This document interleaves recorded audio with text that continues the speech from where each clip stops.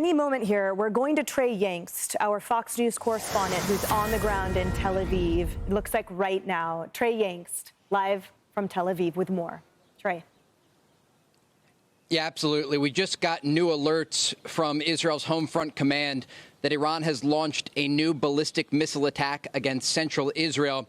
We could see nearly the entirety of the beach area in Tel Aviv evacuating quickly, hundreds of people running for shelters. We anticipate at any moment there will be air raid sirens sounding across this city as Iran launches yet another attack. Remember last night, they launched around 30 ballistic missiles toward this city and others, but many of them were intercepted by advanced air defense systems. The concern here is that they will continue these small barrages in an effort to drag out this conflict. But we do know, according to the IDF, they've been able to take out many of the launching positions, and this has reduced the Iranian ability to target Israel, but it's certainly not destroyed the threat. And that is the concern here for the population. While the Home Front Command has issued new directives to civilians saying that people can go back to work, they have still kept schools closed across this country because there's an understanding that this could drag out for a number of days as the Iranians continue to launch these barrages. They are certainly smaller. The IDF telling us today that in total more than 400 ballistic missiles have been fired into Israel since Friday morning when the Israelis launched this operation to go after Iran's nuclear facilities and top IRGC officials.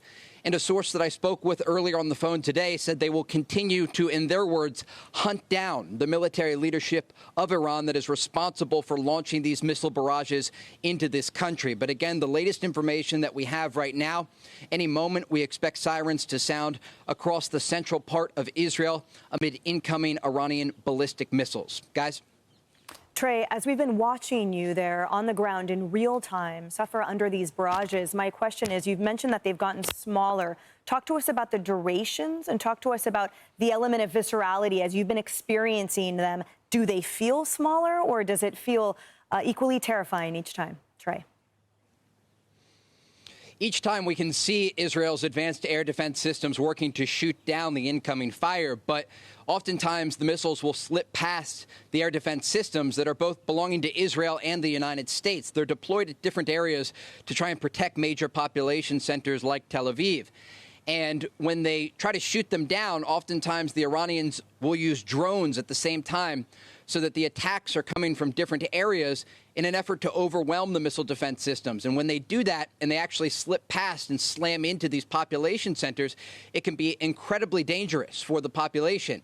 We have been at the site in the aftermath of these strikes, one in the heart of Tel Aviv just 48 hours ago, and we arrived on the scene less than an hour after the blast as they were pulling people out of the rubble and debris.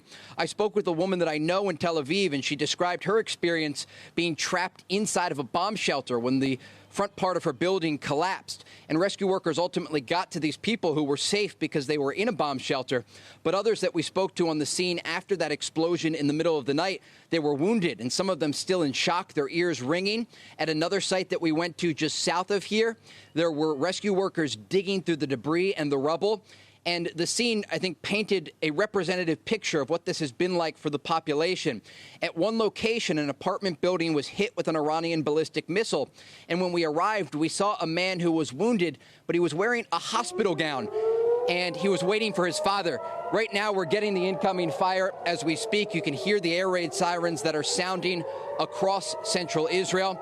My cameraman's going to pan out here slightly so that you can see any of the incoming missile fire and attempts to intercept these missiles. Just stay with us here, and we will update you on the situation here in Tel Aviv. But again, the Iranians are currently launching a ballistic missile barrage at Israel's second largest city of Tel Aviv. There are currently millions of people in bomb shelters right now trying to get out of the line of fire. Guys?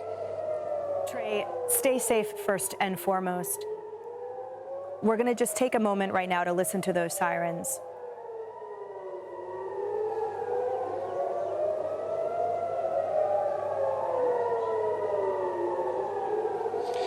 So, guys, right now what you're hearing are sirens sounding across Tel Aviv. These are the last line of alerts that the Israeli people will get amid this incoming fire. So far, we have not seen any of the air defense systems active around this city. We just have to give it a moment. Oftentimes, they'll intercept the fire as it's coming toward Tel Aviv. Other times, and right now overhead, you can see some of these interceptions taking place. My cameraman's going to pan up here, and you're going to see those white streaks in the sky. That is a successful interception. It's a little bit difficult to see given the fire and the sunlight at this moment, but we're just going to come off the sticks here, and we're going to walk. Just give us one moment. Good to wait. And Trey, as we're watching every here, time these events happen, every time these happen, we have our security, and we're trying to get a sense of just how heavy the fire is. We can report that there was one interception over Tel Aviv. That was likely Israel's Arrow 2 or 3 advanced missile defense system shooting it down. And the way that we can tell that and there you hear the explosion right there, that is from a successful interception. At this point, because the Iranians don't have the wide array that they had earlier in the conflict, it's a little bit easier for the Israelis to shoot down this incoming fire, but still it's something that the population has to watch out for. we understand by earlier reporting that 40% of the missiles, including the surface-to-surface missiles of Iran, were wiped out. Trey, do we have updated numbers on that? Yeah, the latest information that we have from the IDF is that 40% of the launching positions have been taken out by the Israelis in these strikes. Just yesterday, they targeted a missile array near to the Isfahan nuclear facility. And the reasons the Iranians had missiles here is because this was a largely protected area. At least the Iranians thought it was protected.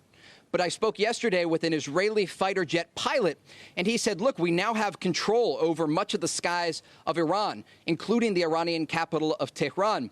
And this gives Israel the ability to put drones in the air and also use fighter jets so they can see when these mobile launching units come out and they can target them in real time. And this has greatly reduced the amount of fire that has targeted Israeli cities. And like I said, they still have to follow the alerts that come in because this is not a perfect air defense system. And Iran is clearly not only at a reduced capability to launch these attacks, but they're also trying to preserve what missiles they have left. Israeli sources tell Fox News that at the beginning of this conflict that started almost 6 days ago, Iran had around 2,000 missiles. They've fired 400 of them at Israel, and the Israelis have destroyed a number of other missiles belonging to the regime. Guys? Trey, final question is about compliance mixed with that visibility during the daylight. So as you see from your deck, is there 100% compliance by the Israelis when they hear the sirens? Or are some people indeed out of their shelters? And does the daylight have an impact? Because certainly as viewers, as we watch the screen with you in real time, it is difficult to see those intercepted missiles in contrast with at nighttime. So talk to us about the experience there during the day. Exactly. I'm going to have my cameraman very quickly pan to the beach because you're going to see an area that's normally bustling with people. And there's 1 or 2 people out still right now, but this entire area has cleared out. Just before we got on air here and earlier in the show when we were speaking, we saw hundreds of people out here, and they were sitting by the beach. They were waiting for the sunset to start. What we've seen normally, because these attacks mostly come at night, Israel's trying to have some sense of normalcy during the day. And so there are far more people out during the day. At night, Tel Aviv and other major population centers look like a ghost town. People are staying in their homes. They are ensuring that they can sleep in shelters when the fire is heavy. And they're waiting because they understand that Iran is going to continue these ballistic missile attacks until the war is over. Guys. Trey Yingst, live from Tel Aviv, Israel. Stay safe and thank you. Joey Jones, your quick thoughts. Yeah, if I had a chance to ask him, I guess I would have tried to bring to light the fact that in any war posture, the strategy matters. And if you're Iran and you do believe you can carry this war and even win it, your first barrage of missiles don't go to population centers. They go to military bases. Yep. Where Israel's aircraft are, where they probably have some intelligence on some of where the Iron Dome is located and things of that nature. In the early stages, it seemed like they may be trying to overwhelm certain areas where they felt like the Iron Dome wasn't quite as secure, and they got some hits in.